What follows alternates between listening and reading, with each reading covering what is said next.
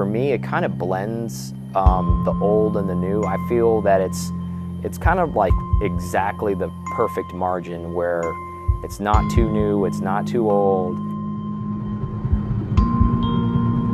The 964 was a sweet spot. It did all the right things. It had the right looks, the right sounds, the right smells, the right feels. It was just the perfect blend. Pretty interesting car, I'll tell you that much.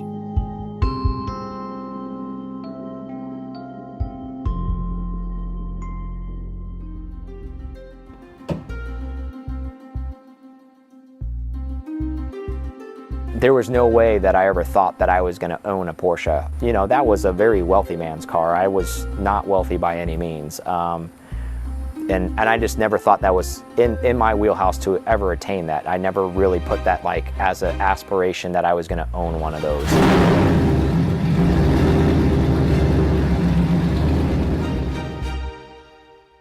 I had owned a few air-cooled VW Beetles that were modified, and so it was an easy segue for me to get into that area of my life because it was the natural progression for me from an air-cooled position to say, okay, well, I'm ready to step up from a Beetle or a bus, and what's the next level for me? Okay, you know, a Porsche, an air-cooled Porsche.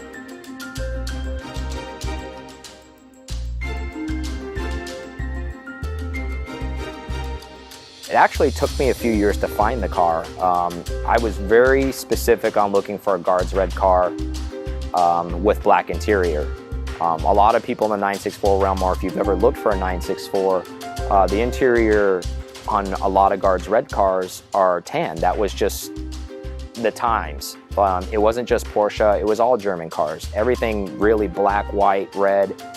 They thought that was very Ferrari-esque to put a tan interior inside the car. So I really wanted a guards red car, but I really didn't want tan interior. So I kind of went on a 2-year journey to kind of find that car because I found a few cars that kind of made the mark, but they had the tan interior. Or it was a Carrera 4. I really wanted a Carrera 2 that really spoke to me. Like I wanted the rear-wheel drive. I didn't want the all-wheel drive car.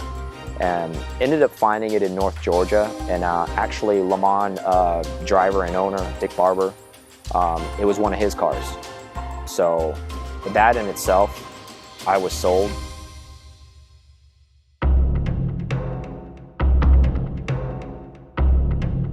My mind is always thinking about things in life, but when I get in that car, I don't think about anything. I think about driving the car. I think about everything because I'm fully engaged when I'm in that car. So it really is kind of like a sensory overload. Your vision, you're looking outside of the car, you're getting smells from the car, from the old oil and the leather and everything mixing together. And the feel of the shifter in your hand, the rifle bolt action, the sounds from the exhaust, the sound from the air-cooled engine itself. It's very exhilarating. The best way I can really describe that car is just like, it's an escape. If you pay attention to Porsche a lot, you understand almost everything that you're driving or has anything influence on your vehicle. The derivative of that has come from motorsport. The test track. Production models, prototypes, and 1,000 horsepower racing machines try their wheels here.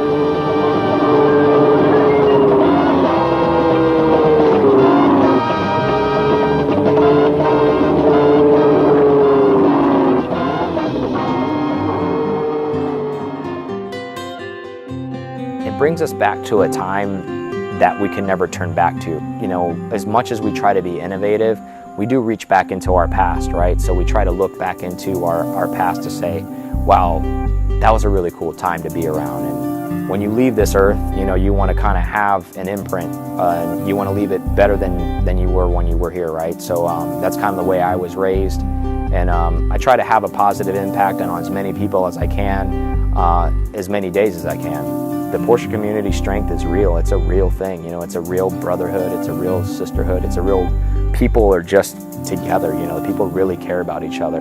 I think at the end of the day, I think what we're trying to do is like trying to leave a love impact on everything.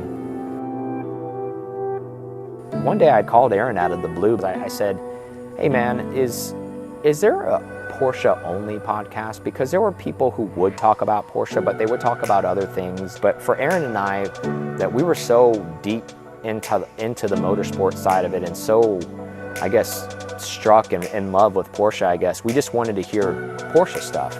But we got to the point where we said, why don't we give this a run? Why don't we give Pcartalk a shot and see if, you know, anyone will listen to us. We almost kind of feel responsible at this point in this digital era of saying, hey, let's put this story, you know, down and record it for somebody in the future. Being deployed, having lost fellow soldiers and things, people close to me. So I appreciate every day that I, you know, spend above ground, and all the time that I spent in the military, you know, it made me who I am as a person. And, you know, I wouldn't be here today without those strengths that I learned while I was in the military. And I think everybody's experienced a lot of, like, within Porsche, there's a lot of, like, segregation, right? I think our ultimate goal is to break those barriers down, because at the end of the day, we all live under the brand of Porsche. And I think we want to just try to say, hey, we're all stronger together. You know, we want to be humble, and we want to do everything we can to help support and help carry the torch. For people that are loyal people and genuine people by nature, it's easy for them to gravitate towards the Porsche community. It's hard to predict the future, right? So you can try to plan as much as you can, but I think there's no substitute for Porsche. I used to do a lot of helicopter missions, and you know, when we'd be going into like a hot zone, and the helicopter ride is very loud. You know, you got your headsets on, you know, you guys are talking. There's a lot of wind noise, there's a lot of noise going on.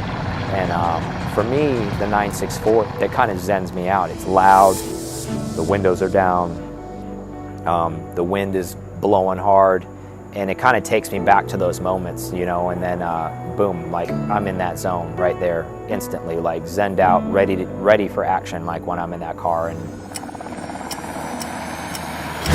blast off.